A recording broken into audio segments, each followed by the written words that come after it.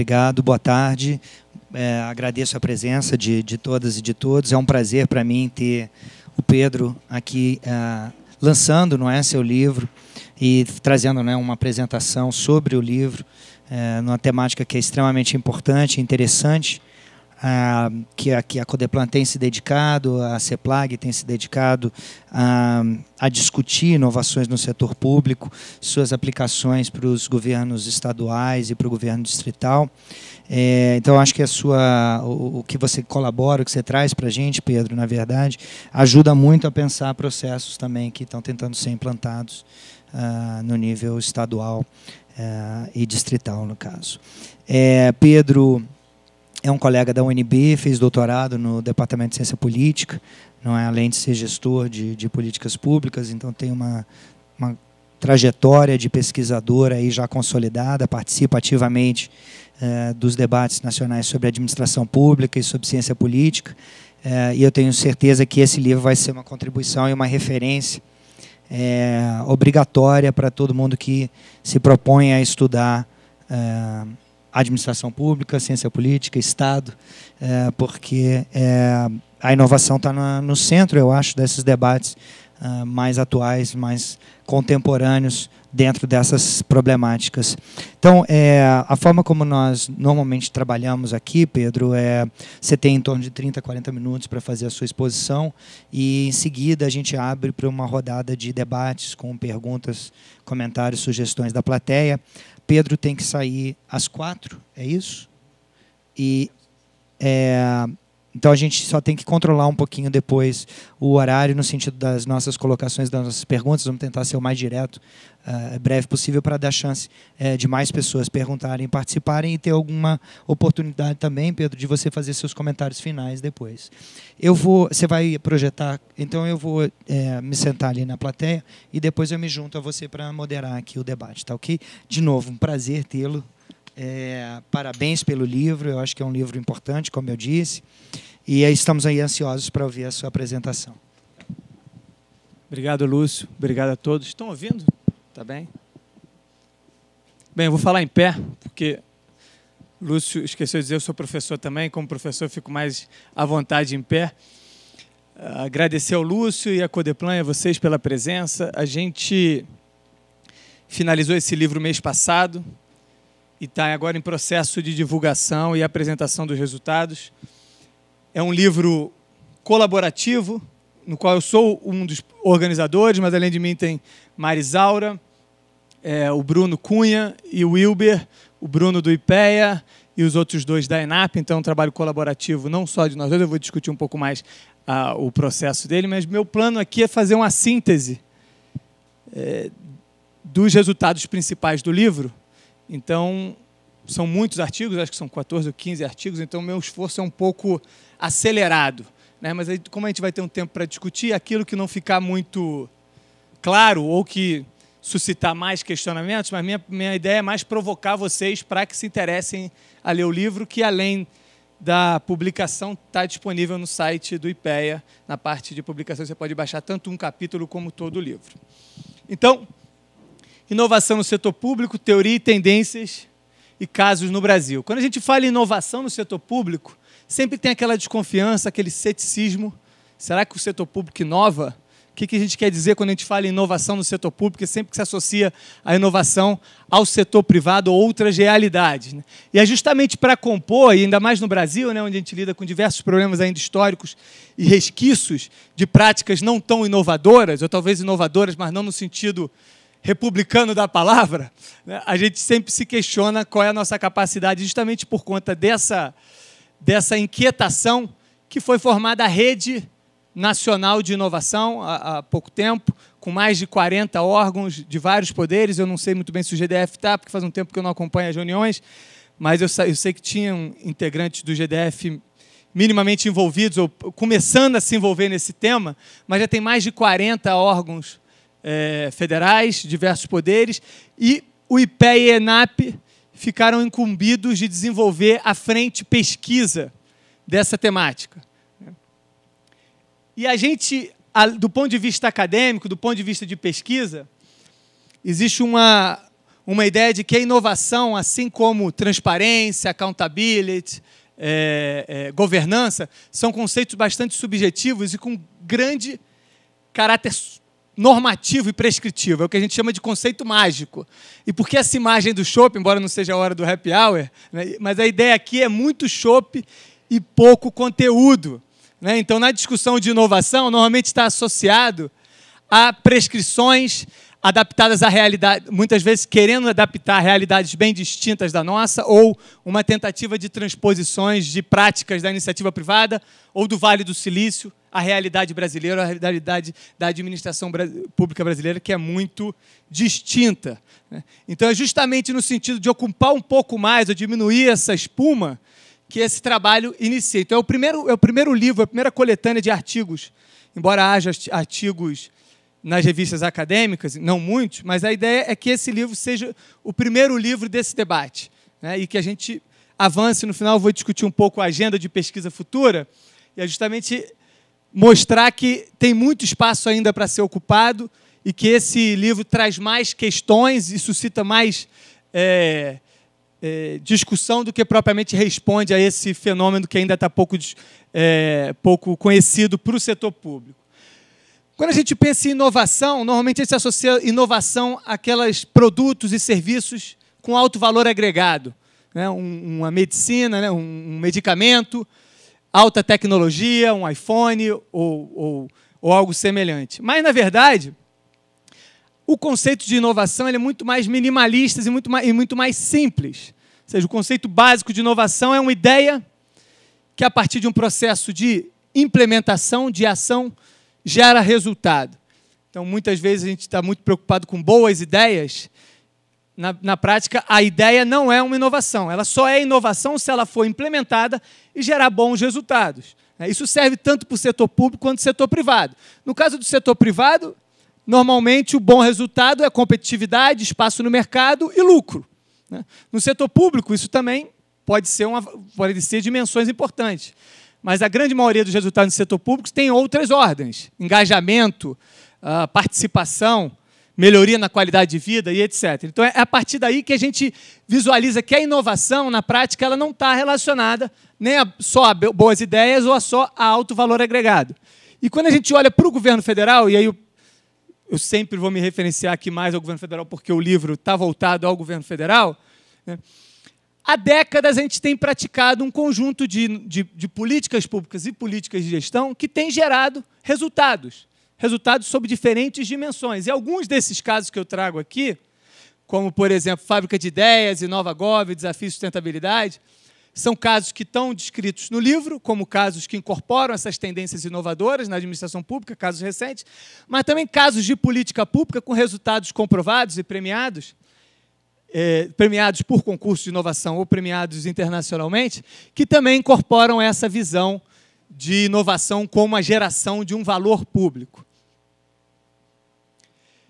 Além disso, internacionalmente, nos últimos 10, 15 anos, há uma tendência muito grande de estudar o fenômeno de inovação dentro do governo, e aqui tem diversas publicações internacionais, a União Europeia, os países anglo-saxões e escandinavos têm investido muito nessa área, e acaba sendo boa parte das nossas referências, é o diálogo que a gente faz por conta da ausência aqui, e também uma preocupação de traçar estratégias de potencializar a capacidade inovadora dentro do governo.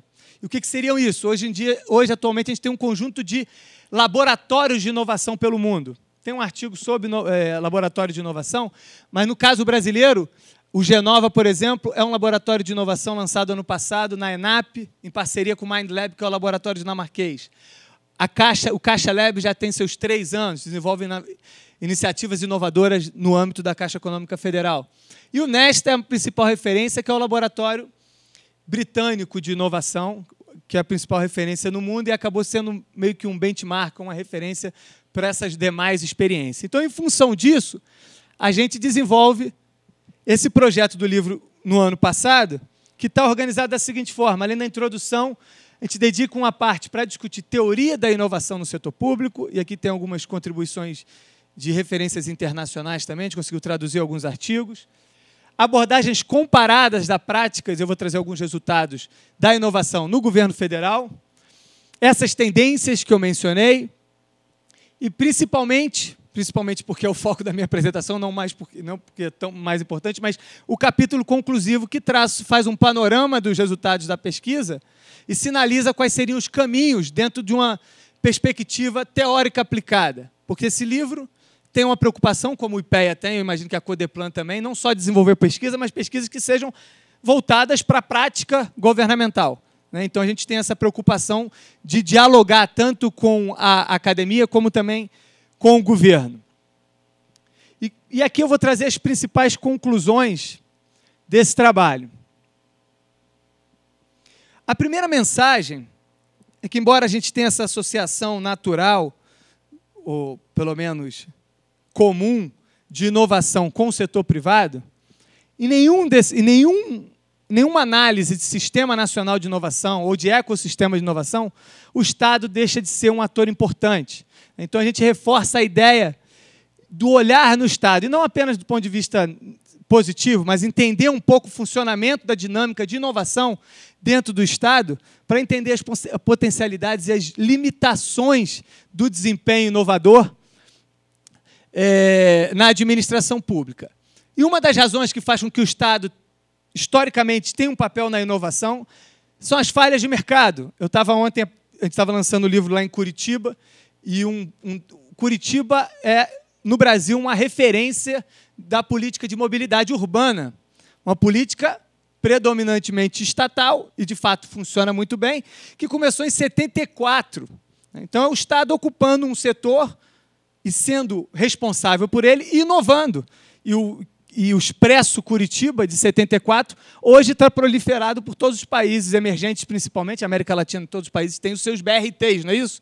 Aqui o BRT de Brasília. Isso foi uma referência justamente no esforço, no caso do município de Curitiba, desenvolver ou ocupar essa falha.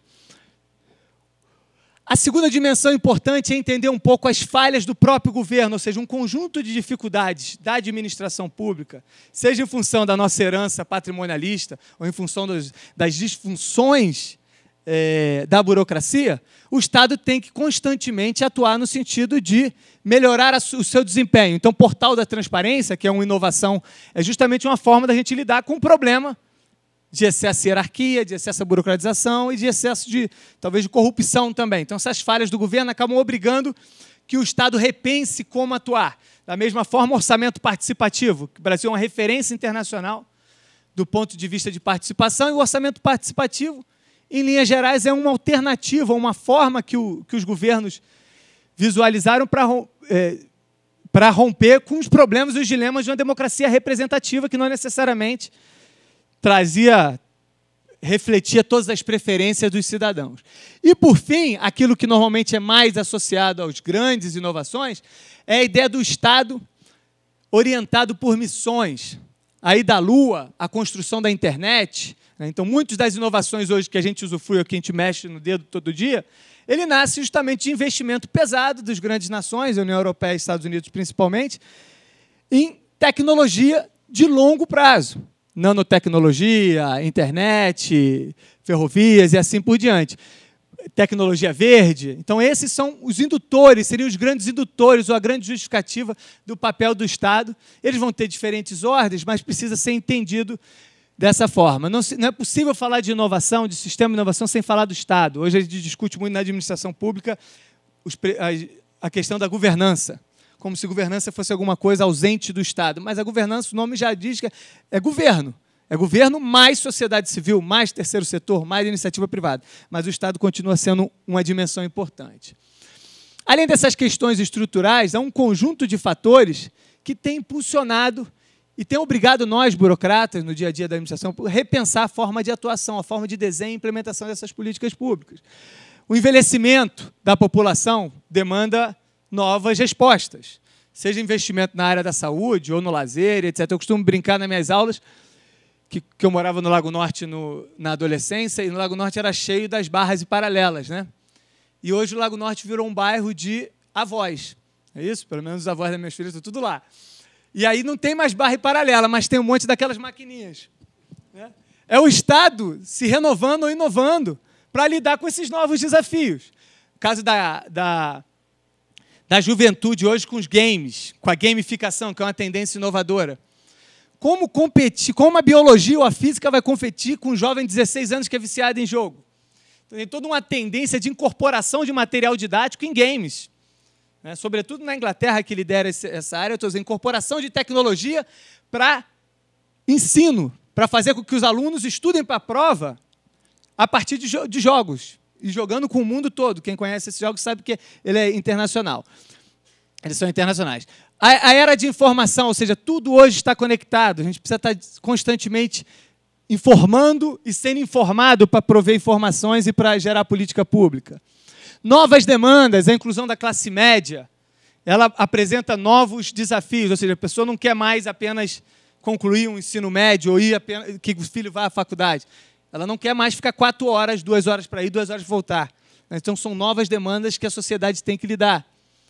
E, por fim, aqueles denominados wicked problems, problemas transversais, complexos, sem diagnóstico correto, sem soluções. Então, as alternativas burocráticas, insuladas, de definição de qual o problema que a gente vai atacar, elas estão em desuso. Porque esses problemas são tão complexos que a gente precisa lidar ou interagir com a sociedade e com a própria administração pública, melhor entendê-los e melhor responder.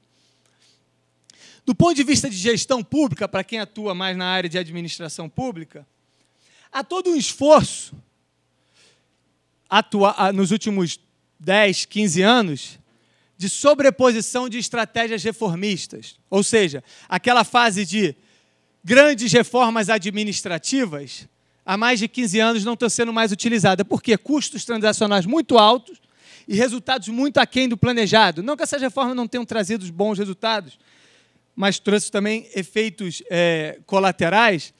Mas a ideia é o seguinte: em vez de se esforçar em uma macro-reforma que mexe em direitos, que gera muita resistência e com muita dificuldade de monitoramento dos seus resultados, a ideia é pautar em pequenas melhorias e melhorias constantes e graduais. A ideia do micro-improvement ou inovação. Esse é o que a gente chama hoje de pós-NPM, de pós-nova gestão pública, ou seja, o Estado lidando com melhorias pontuais e daí a proliferação de laboratórios. Laboratórios que não necessariamente são de unidades específicas, ou seja, não um laboratório da Codeplan, mas o que se tem é o laboratório do GDF de inovação que vai atuar em parceria com diversos outras secretarias para propor essas soluções. Então, voltando para a discussão do Estado, a visão atual de ecossistema de inovação é que ele não é determinístico nem linear, e o setor público e o setor privado são atores complementares dentro desse processo. E é importante entender quais são os papéis e as funções do Estado. Uma delas pode ser de restrição, que é a ideia do Estado restringindo, por exemplo, por questões éticas, processos de pesquisa ou inovação. A outra é o Estado criando condições para o processo inovador, tanto dentro do setor público quanto do setor privado, como, por exemplo, a lei do bem ou a lei da inovação. São leis, legislações, políticas públicas voltadas para fomentar a prática inovadora.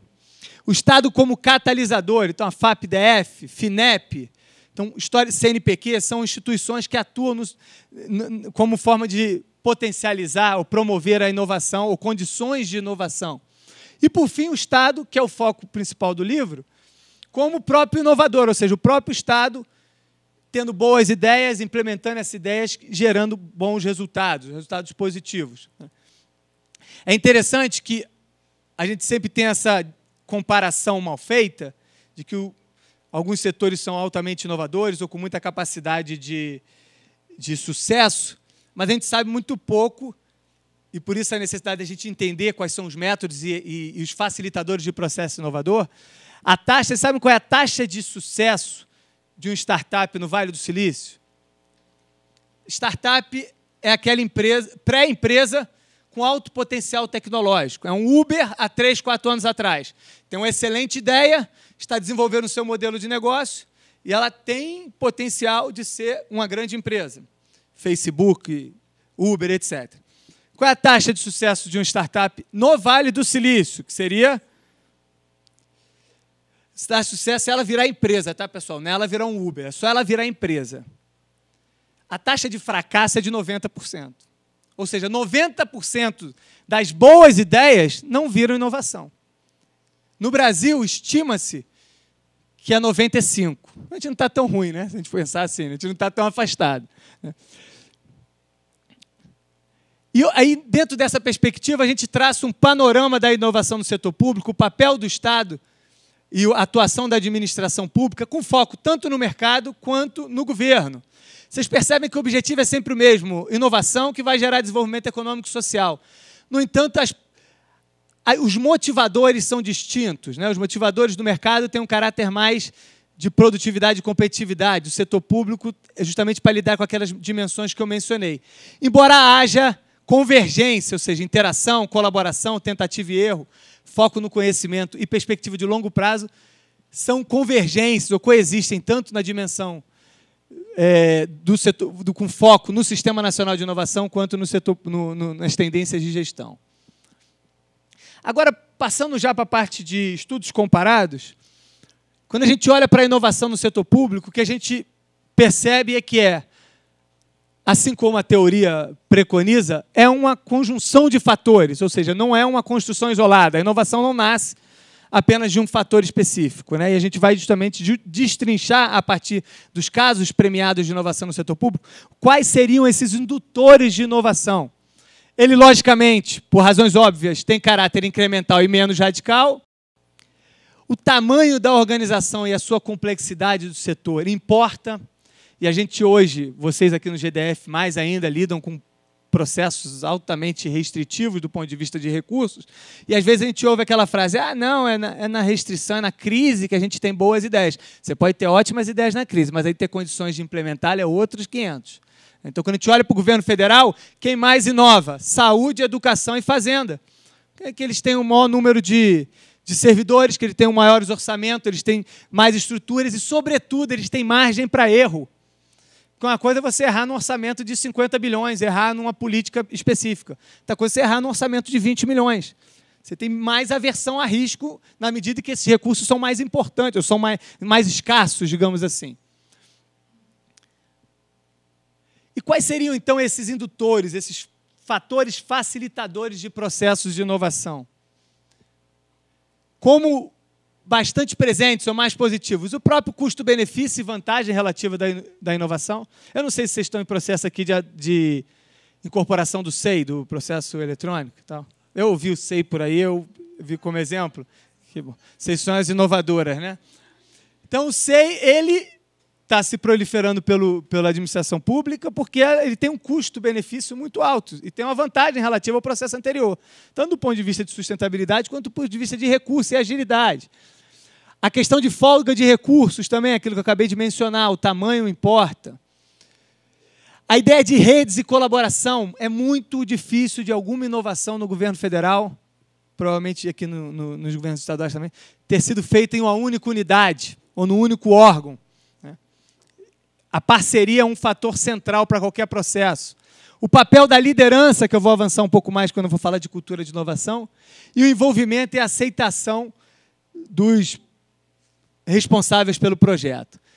E quando a gente olha fatores que a literatura estabelece como fatores centrais ou determinantes de processo inovador, a gente pouco identifica isso no governo federal, ou no setor público como um todo. Competição.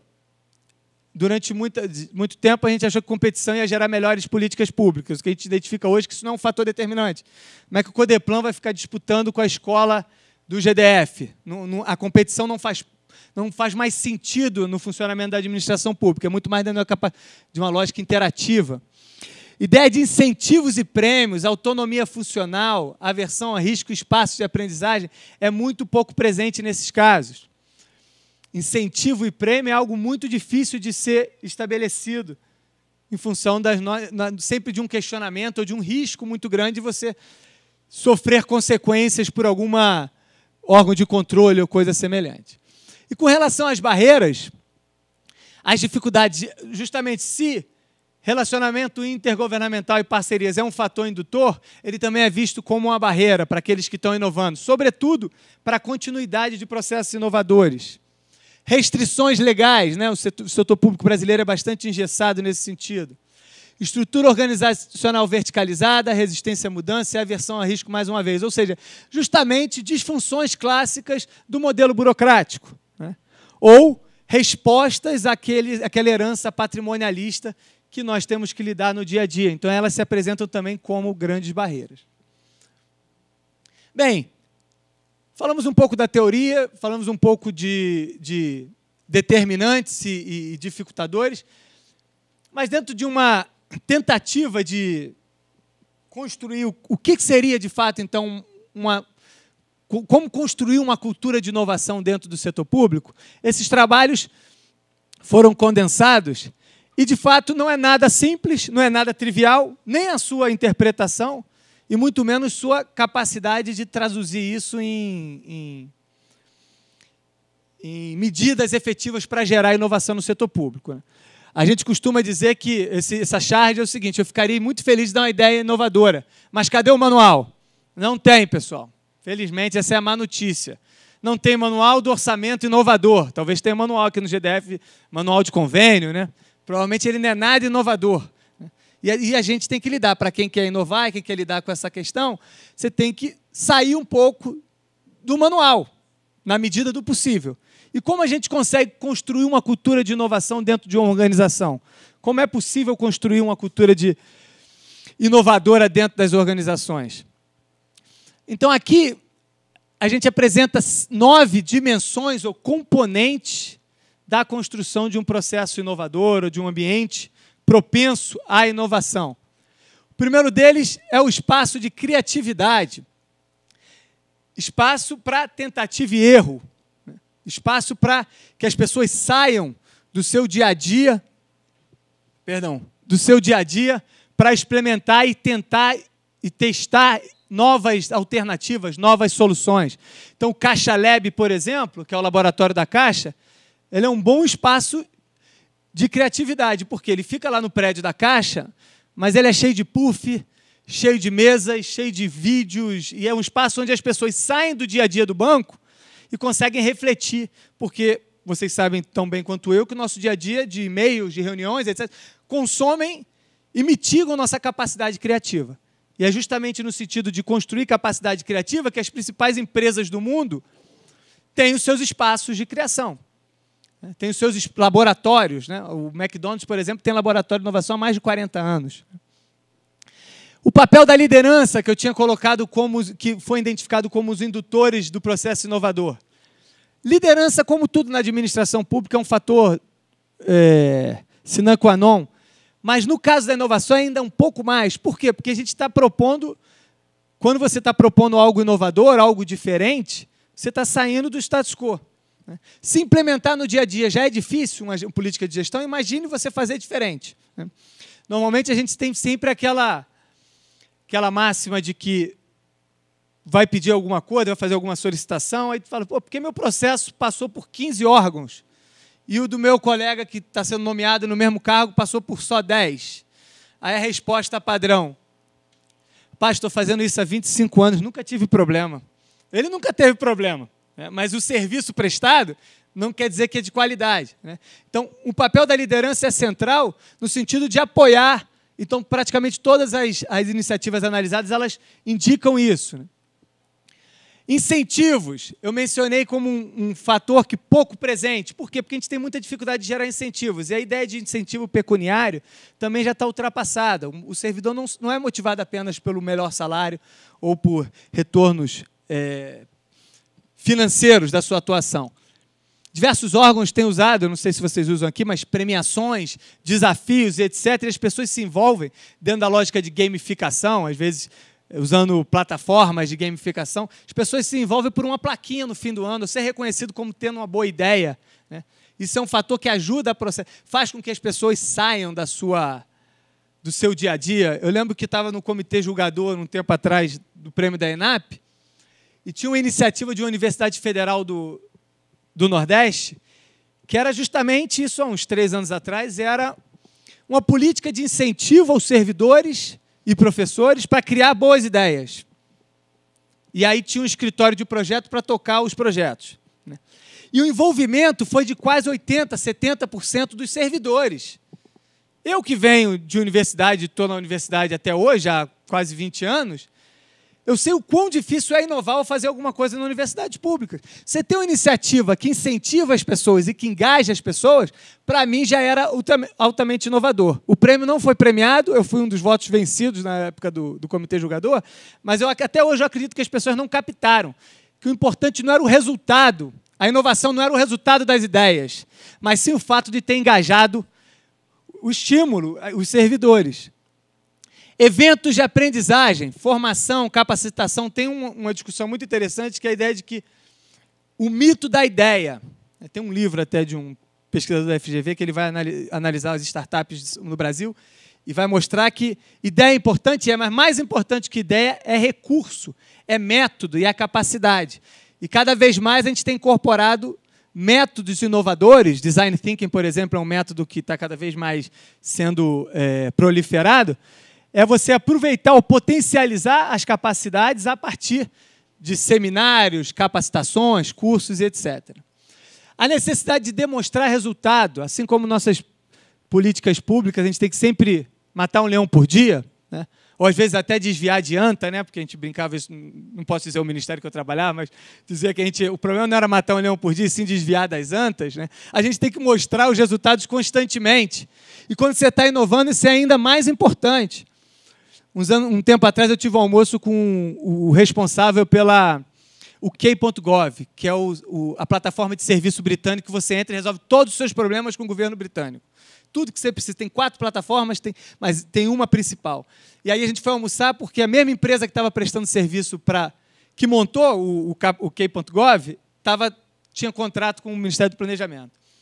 E aí eu fui perguntar para ele se ele pudesse me dizer qual era a principal razão do UK.gov ser a principal referência na prestação de serviços, porque o governo federal tem um serviço.gov e a gente não consegue avançar. Ele dizia, demonstrar resultado. Toda reunião do gabinete ministerial eu mostrava pequenos resultados.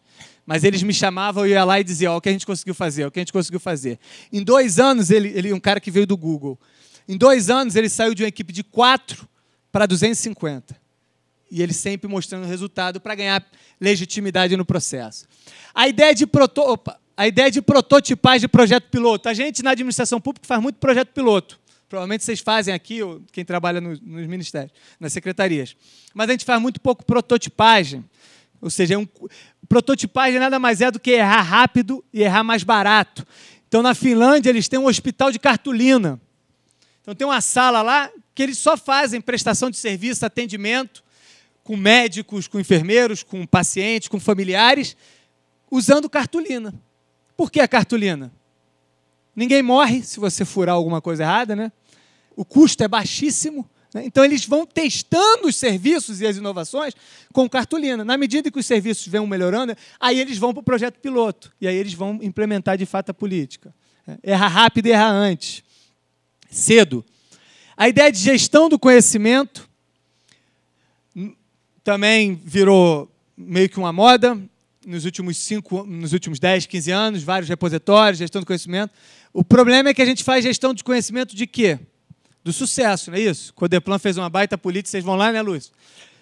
Fazem uma boa gestão, divulgam e etc. Só que a gente esquece de fazer gestão dos erros, né? Porque a gente errando, a gente demonstrando, mostrando o erro, a gente vai fazer com que a gente não erre novamente, tanto dentro da organização quanto fora. Penúltimo, cocriação e coprodução. Steve Jobs, eu não sei se era bem Steve Jobs, mas Steve Jobs dizia que inovar é conectar pontos. E o iPhone nada mais é do que conexão de pontos, né? A Apple não criou nada. A Apple não criou GPS, a Apple não criou touch, a Apple não criou internet. Ele conectou pontos. E o mesmo serve para políticas públicas. Por que vocês vão criar um sistema de processo eletrônico se o governo federal já implementou e deu certo, se o TRF4 já fez e deu certo? Por que não cocriar? Por que não só adaptar? É a ideia de colaboração e cocriação. E, por fim, a perspectiva de equipes indisciplinares. Isso serve tanto do ponto de vista de utilizar o potencial dos recursos humanos das organizações. Muitas vezes tem um cineasta, um designer dentro de um ministério que está batendo ponto e podia estar fazendo apresentações ou podia estar ajudando a redesenhar políticas, né, e são mal aproveitados. E mais importante ainda de equipes interdisciplinares, e aí o termo é proposital, não é multidisciplinares, é interdisciplinares porque tem relação, é porque boa parte dessas práticas inovadoras ela vem de percepções diferentes sobre a mesma questão. Então, é você trazer um antropólogo, um engenheiro, um designer, um cientista político, para discutir diferentes perspectivas de um problema e diferentes e possíveis alternativas ou soluções, já que esses problemas são cada vez mais complexos e transversais. Bem, pessoal, não é simples, não é nada fácil, mas esse é o esforço que a gente está fazendo de tentar entender um pouco mais esse fenômeno e sinalizar quais seriam os possíveis caminhos a serem traçados. E por isso que a gente, para finalizar, apresenta uma mínima agenda de pesquisa. Então, a primeira delas é estudos de caso focado em áreas de política pública. A gente sabe que inovar na saúde é diferente de inovar no planejamento, que é diferente de inovar nas compras, no procurement. São dinâmicas e lógicas diferentes. Então, a ideia agora é avançar e entender um pouco mais cada um desses nichos de política pública. Inovações no âmbito do governo subnacional. Infelizmente, há mais de 10 anos foi extinto um prêmio da BNDES com o FGV que premiava iniciativas inovadoras nos governos locais, principalmente, que tem um grande potencial de difusão. E, por fim, aí esse é especificamente o que eu venho trabalhando agora, é olhar para essas inovações, entender como elas se enquadram dentro das tendências de governança pública. Ou seja, quais são os determinantes de inovações de transparência, quais são os determinantes, ou que fatores estão relacionados ao e-government, a engajamento, a estratégias de coordenação, controle, etc. Então, olhando um pouco para as tendências de gestão, entender esses fatores relacionados a ela. Então, tem um caminho grande a vir e vocês estão convidados a participar tanto do debate, também se quiser pesquisar. Obrigado, pessoal.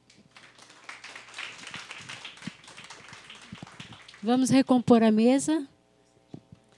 Vamos passar para o segundo momento do debate.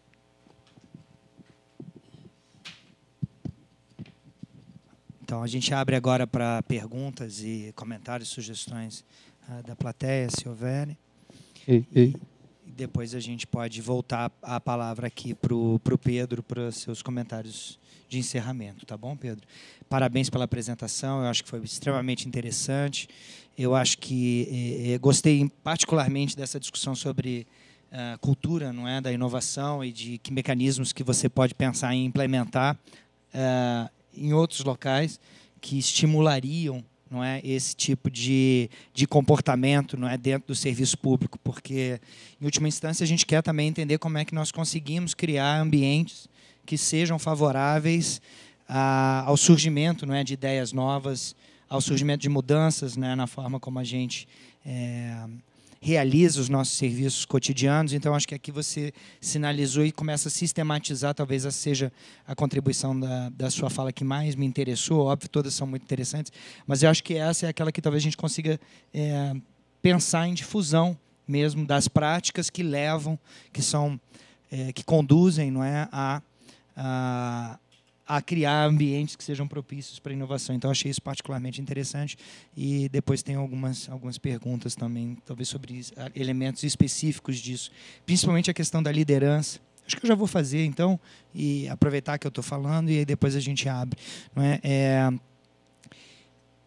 Estimular a liderança dentro do serviço público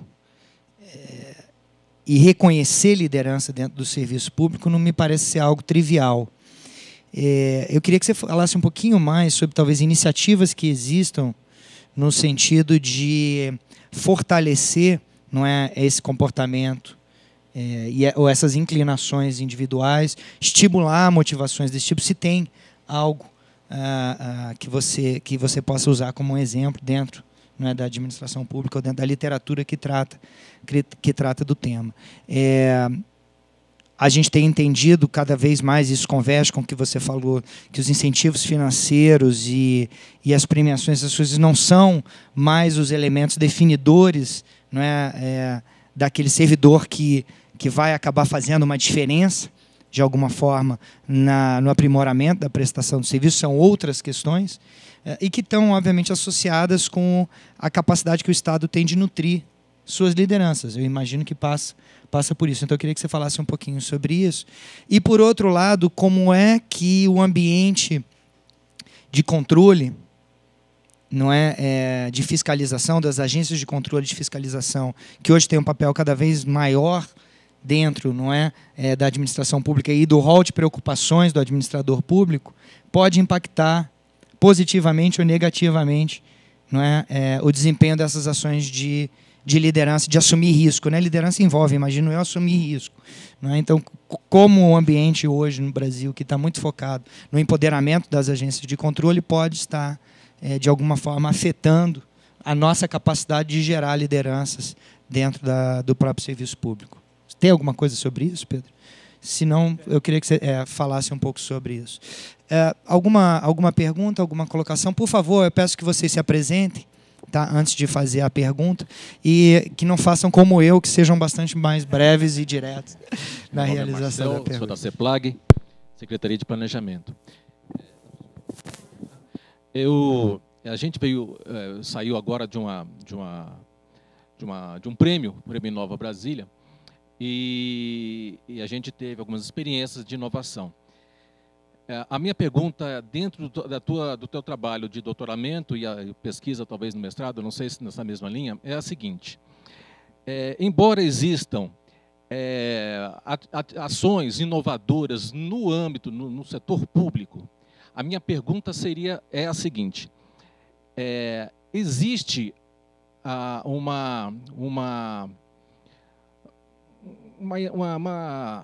digamos assim, o governo, os diversos governos, as diversas esferas de governo, eles se apropriam das inovações e aplicam as inovações no ambiente público?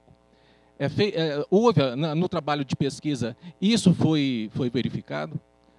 Porque muitas vezes a ação inovadora ela é reconhecida, ela é premiada, mas muitas vezes ela foi uma ação, e passou, e aquilo não foi implementado, não gerou uma melhoria no serviço, na qualidade da prestação do serviço, ou num produto, ou num processo.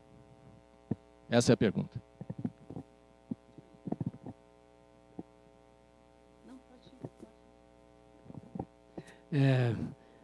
Aldo Paviani, diretor de Estudos Urbanos Ambientais da Codeplan.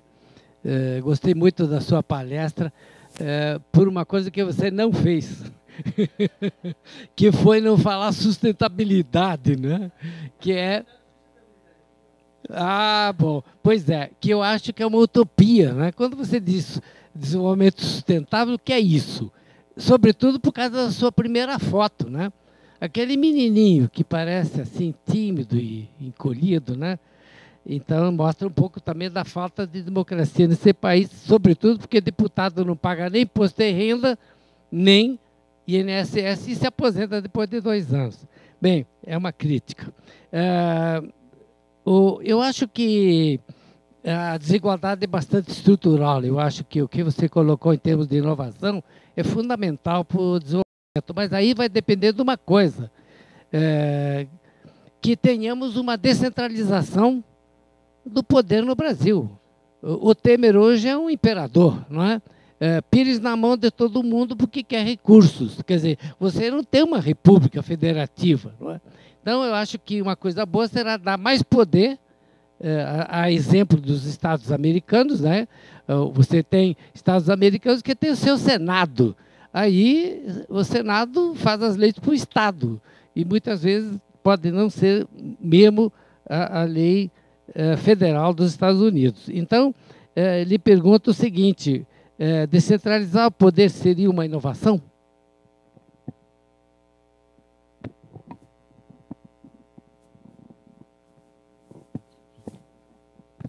Eu sou a Riane, eu sou servidora da UNB e sou cedida ao GDF, né, e faço a implantação do SEI hoje aqui. Eu tenho mestrado na área de métodos ágeis e o tema de inovação é uma coisa que me interessa muito, tá? E gostei muito da sua palestra. Eu queria que você falasse sobre 2 coisas específicas. Uma é sobre equipes autogerenciáveis, quando você fala de liderança, né? Então, hoje eu acho que é uma temática que a gente precisa tratar. Eu acho que você tem um líder, mas eu acho que existem lugares que funcionam muito bem com equipes que se autogerenciam, tá? E o outro ponto Eu vim de um evento no Vale do Silício há pouco tempo, e uma das coisas que são muito premiadas lá é a questão de você errar. E você falou sobre errar muito e errar rápido, né? E quando a gente fala de errar muito e errar rápido, como é isso no governo? Assim, o que é que a gente tem hoje de experiência no governo federal? Porque o que a gente vê é o seguinte: eu tentei um projeto, não deu certo e eu não vou fazer esse projeto, né? E o que a gente vê na iniciativa, nesse mercado de startup, o investidor, ele quer investir naquele cara que errou muito e ele já aprendeu muito com seus erros, né? Então, como que a gente está agora, né? E até no que o próprio Lúcio perguntou, né? A gente tem várias agências aí, reguladoras, vendo isso. E eu tive um desperdício de dinheiro, eu tive um desperdício de recurso, e como que eu vou colocar isso? Tá? Mas, gente...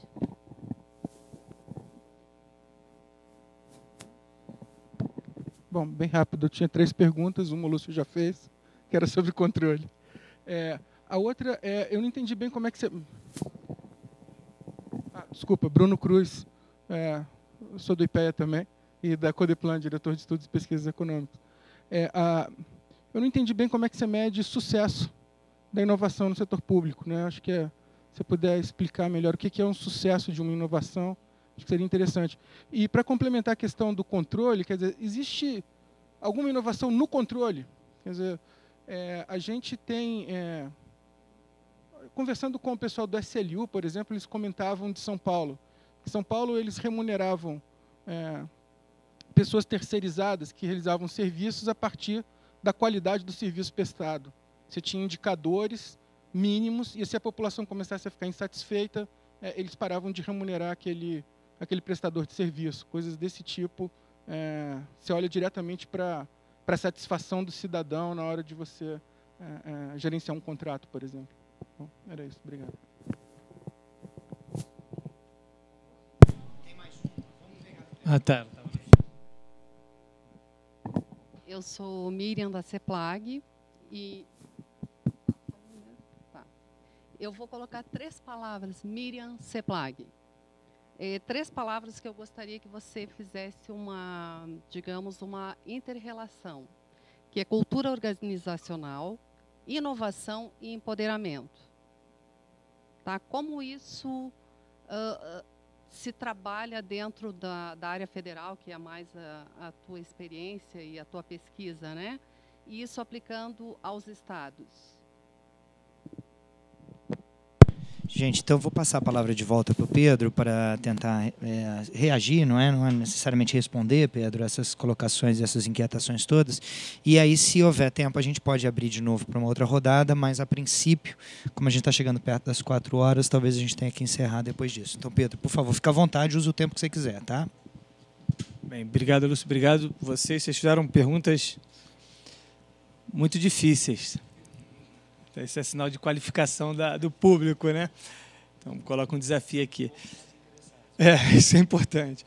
A questão dessa minha apresentação, ela acaba, mas eu acho que isso é natural, porque é uma tentativa de síntese de diversas dimensões sobre um fenômeno que está sendo, em boa medida, melhor desenvolvido em cada um desses capítulos, desses 14, 15 capítulos. Então, às vezes a gente passa rápido sobre um conceito que está melhor explicado ali, ou que tem outras questões que não estão explicadas no livro, mas achei interessante como vocês conseguiram ter visões diferentes ou distintas, ou interesses distintos sobre isso. Então eu vou começar com a questão sobre liderança do Lúcio. Também a liderança, Lúcio, é outro conceito mágico. É outro desafio, né? Porque ela não é nata, mas você não consegue mensurar quem é líder e quem não é, né? E o fato de você não conseguir objetivamente mensurar, isso torna um desafio de como você constrói essa capacidade, né? Alguns aspectos que eu vou mencionar, talvez eu não responda, talvez porque eu não tenha nem resposta, mas que estão relacionados a esse debate. O primeiro deles é uma discussão de que a gente tem uma preocupação muito grande, às vezes, de falar de empreendedorismo. No setor público, isso é muito menos importante. Por uma razão óbvia, porque a tendência agora é de governança colaborativa. Ninguém faz nada sozinho. Então, esse debate de empreendedorismo no setor público, ele é muito mais fraco do que liderança. Liderança dentro de um processo de construção de capacidade comunicativa, de facilitação e de interação. Então, hoje o debate de inovação é muito mais no sentido de construir ou capacitar ou formar servidores, líderes que tenham não apenas conhecimento de gestão, como era 20 anos atrás. Eu sei muito de orçamento, eu sei muito de convênio. Esse não é o gestor da era pós-NPM. O gestor é aquele que consegue facilitar o trabalho, negociar, articular e tenha conhecimento mínimo sobre máquina pública. Então, a ideia de empreendedor ela é mais fraca do que de gestor, de facilitador ou o gestor comunicativo. Quando minha experiência de ENAP, a gente teve durante muitos anos um convênio com o Canadá, com a ENA canadense. Né? E assim como a francesa, assim como as principais escolas de governo do mundo, eles têm uma preocupação muito grande em formar líderes. E como é que eles formam líderes? Eles não fazem igual a gente faz aqui, forma o líder depois que ele vira secretário. Tentar formar um secretário. Você não forma secretário, você sabe disso porque você não tem tempo. Né? Então, as nossas atividades é de formação anterior a ele chegar a cargos de alto escalão. Então, todo o processo de formação do gestor canadense, do gestor francês, que boa parte dos primeiros ministros franceses e presidentes saem da ENA, eles saem porque eles são formados como líderes desde o processo, desde quando eles ocupam cargos pequenos. Né? Então, assim, a formação é de médio e longo prazo e não pega o indivíduo quando ele já é o líder, porque ele não vai ter tempo para esse tipo de formação. A ideia de equipes autogerenciáveis, isso tem muito rebatimento no que a gente analisa nas experiências do governo federal. Por quê? Porque boa parte das iniciativas mencionam os dirigentes como apoiadores e não como os idealizadores ou os implementadores das iniciativas. Ou seja, eles nos relatos, porque boa parte disso, Bruno, eu vou explicar, a base empírica desses estudos é muito prêmio inovação. Ou seja, são prêmios que foram reconhecidos a partir de processo anual de avaliação por comitê técnico, comitê julgador, etc. A gente olha para os campeões, certo? Mas são os que são considerados inovadores. E a gente olha para os relatórios dessas premiações. Né? E aí o relatório vai ser julgado no comitê julgador. Né? O que a gente observa nesse relatório é justamente essa referência. A gente teve apoio e a gente faz uma análise de se o projeto foi bottom-up, horizontal, ou se foi top-down. Nada sai de baixo só. Todos ou são horizontais ou são decisões dos dirigentes que são implementadas pelas suas equipes. Né? Então, é um processo um pouco mais compartilhado.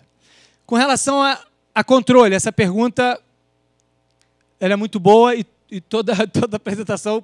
E como é que a gente vai inovar com esse empoderamento do controle, essas restrições criadas para o controle? A tendência na União Europeia é fazer avaliação de política pública junto com os órgãos de controle.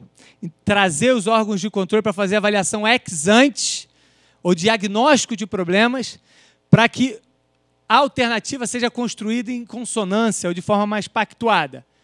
Se serve de alento, não sei se aqui no GDF está assim, mas pelo menos no governo federal, o TCU tem o Inova TCU, que é um laboratório de inovação, e tem incorporado esse tema. A CGU está construindo seu laboratório de inovação. Então, minimamente, eles estão entendendo a necessidade da gente ultrapassar a prática cotidiana. Mas eu sei que isso tem um efeito muito nefasto para o processo inovador e os dados mostram isso também.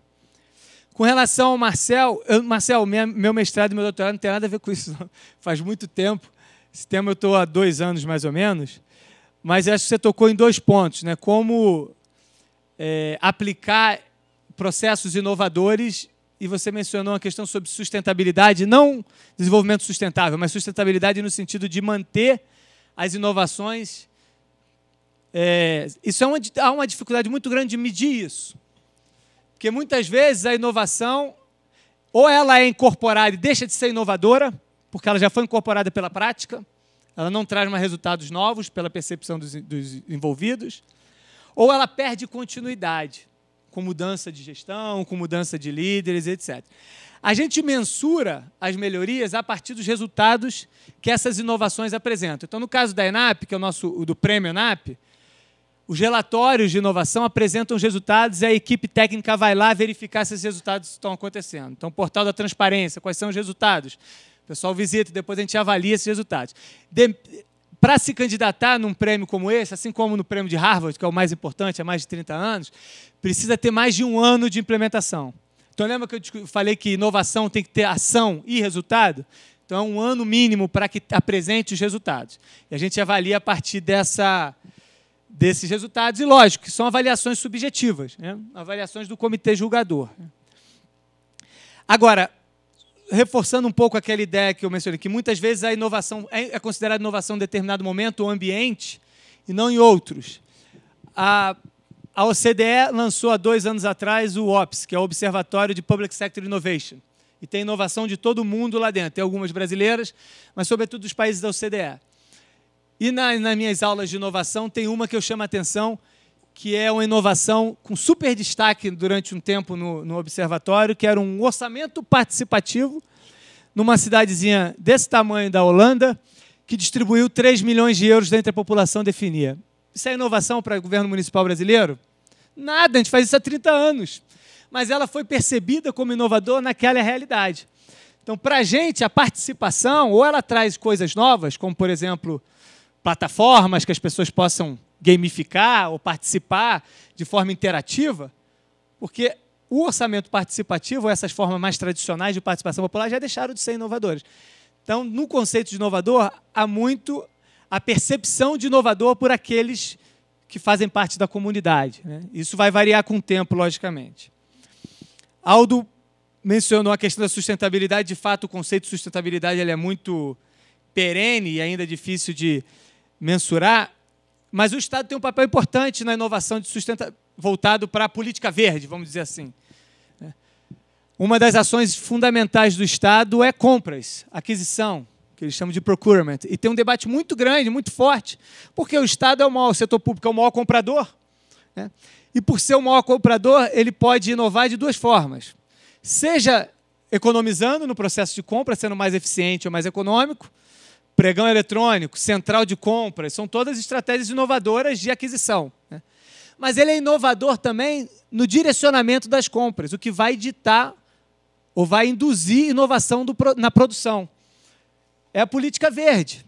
Incorporação em países como a Alemanha e países escandinavos de requisitos de sustentabilidade, de política verde nas compras governamentais. Isso altera o padrão de produção e obriga que por um valor público, que o setor privado inove no sentido de melhorar as condições da sua produção. Com relação à descentralização de poder, aí você está me puxando para o meu lado cientista político, menos de administrador público. De fato, há uma concentração, e você está completamente correto no seu diagnóstico, de poder e de recursos no governo federal. Mas, historicamente, muitas das inovações no âmbito municipal, de governos locais, vêm sendo não só disseminada entre eles, mas também transferida para o governo federal. A gente tem um caso clássico de programas de transferência condicionada de renda, onde foi uma experiência de Campinas e Brasília, que depois de muitos percalços, depois de alguns anos, se tornou uma inovação, que foi o programa Bolsa Família, proliferado em mais de 40 países. Então, assim, de fato, há uma concentração, há uma restrição de capacidade municipal e estadual, muito, mas a gente ainda observa essa semente inovadora nesse âmbito. Aí é muita questão, né? Eu acho que, Bruna, a gente então usa isso como boa parte dos estudos comparados, ou seja, usa os relatórios das inovações. Isso também acontece nos outros prêmios, né? A gente tem que ter alguma referência, dada essa subjetividade de mensuração de processos inovadores, né? Mas eu acho que tinha uma questão de errar muito, como isso ocorre no setor público. A gente erra bastante e muitos desses erros a gente não sabe, a gente não descobre, né? Mas eles servem de aprendizado também, né? Dá o exemplo de um programa que foi premiado 2 vezes na ENAP e que é inovador, a despeito das dificuldades encontradas, mas que foi inovador no sentido do seu desenho de política pública, que foi o Brasil Sem Miséria. O Brasil Sem Miséria, ele é um foi um grande programa governamental que ele não criou um novo programa. O que ele fez foi coordenação de governo, coordenação e controle, né? Empoderando o Ministério do Desenvolvimento Social para fazer essa coordenação, né? Ou seja, você tem centenas, dezenas de programas estratégicos e prioritários do governo federal, mas eles se comunicam um pouco ou são sobrepostos. E o governo Fernando Henrique errou ao criar vários, errou não, é um aprendizado. Mas ele criou vários programas de transferência de renda, programas muito desassociados um do outro. O governo Lula chega e cria o quê? O Fome Zero. Até hoje ninguém sabe o que foi o Fome Zero, porque ele não conseguiu coordenar essas políticas. E aí, no segundo mandato do Lula, ele faz o quê? O Território da Cidadania, que nada mais era do que mais uma tentativa de coordenação de política social. Também os resultados são aquém do esperado. Aí chega no terceiro governo do PT, no quarto mandato, dentro dessa lógica que eu estou seguindo, se constrói o Brasil Sem Miséria, né? Que aí sim apresenta resultados, tanto do ponto de vista de combate à miséria, mas principalmente de coordenação intragovernamental. Então, isso não está escrito em lugar nenhum. Na verdade, eu estou escrevendo até um artigo sobre isso, mas isso é um processo de aprendizagem de coordenação. Então, a gente não reporta tanto, mas a gente observa nas práticas governamentais. Eu não sei se eu estou respondendo vocês, tá, pessoal, mas eu estou comentando. E, por fim, a pergunta da Miriam, muito simples a pergunta dela, né, Miriam? Muito tranquila, para fechar. Não, obrigado, é bom que eu reflito sobre isso. Eu sou, como cientista político, eu tenho muito cuidado de usar o termo cultura, né, porque também é algo bastante problemático do ponto de vista de análise, etc. E por isso que a gente faz algumas ponderações no texto, mas é mais no sentido de cultura, no sentido de um ambiente propício à prática inovadora, né? E o que eu posso relacionar essas três dimensões, cultura organizacional, inovação e empoderamento, é que elas são completamente interligadas. Ou seja, não adianta, a prática inovadora não sai de ambientes organizacionais onde as equipes não são empoderadas, onde as equipes não têm o mínimo de condições de propor novas ideias e implementar novas ideias, né? Alterar uma cultura, e a gente lá no IP agora vai tocar um survey com Stanford para discutir, comparativo com o BRICS, para discutir capacidades estatais no governo federal, né? E tem duas questões que a gente colocou para discutir cultura de propensão à inovação nos ambientes organizacionais, né? Então, é a percepção dos burocratas sobre se ele acha que tem espaço para inovar no minha unidade de trabalho. Isso é uma pergunta. E a segunda pergunta é que se eu tenho incentivos e prêmios se eu inovar, né? Então, é uma forma de entender se existe essa percepção dos burocratas. Mas a única coisa que eu consigo te responder é que são três conceitos completamente interligados. Ou seja, não existe cultura de inovação se não tiver uma visão de empoderamento e uma propensão ou uma disposição a inovar por parte das suas lideranças e por parte dos seus executores. Pessoal, desculpa, mas as questões de fato estavam muito complexas, não dá para responder tudo, mas eu agradeço mais uma vez a oportunidade. Pedro, não, foi excelente, eu acho. Obrigado demais. Eu acho que a gente pode encerrar aqui, faltam 5:45. Tá. O Pedro trouxe exemplares aqui do livro, então quem quiser pegar, passa aqui. Eu não sei se ele vai... Estou calculando quantos vocês são, mas qualquer coisa depois eu mando mais por isso. Não, mas enfim, se houver necessidade, a gente colabora no sentido de distribuir aqui, mas lembrando que o PDF está disponível online no site do IPEA. Pedro, muito obrigado, tá? Foi ótima a discussão, a apresentação foi muito, muito interessante e eu acho que é um projeto que tem tudo para dar certo e gerar aí muitos frutos de pesquisa no futuro. Obrigado mais uma vez por ter vindo e até a próxima.